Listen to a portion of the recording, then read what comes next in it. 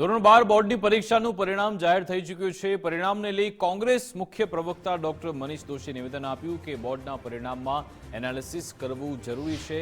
Zero પરિણામમાં આવતી સ્કૂલની કોલમ કાઢી નાખી। સરકારે ક્વોલિટીવાળા શિક્ષણ માટે હજુ પણ વિચારવાની જરૂર। ક્લાસીસ પ્રાઇવેટ શાળા વધી, શિક્ષણની ક્વોલિટીમાં સુધારો જરૂરી। 10%થી ઓછું પરિણામ ધરાવતી શાળાઓની સંખ્યામાં વધારો છે।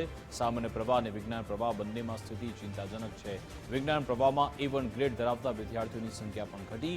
A2 ગ્રેડ ધરાવતા વિદ્યાર્થીઓની સંખ્યામાં પણ મોટો ઘટાડો થયો। ડોક્ટર મનીષ દોશીએ સારા પરિણામને લઈ વિદ્યાર્થીઓને શુભેચ્છા પાઠવી।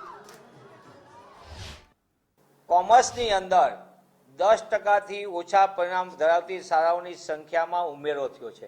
એટલે ગત વખતે 19 શાળાથી આ વખતે 21 થઈ।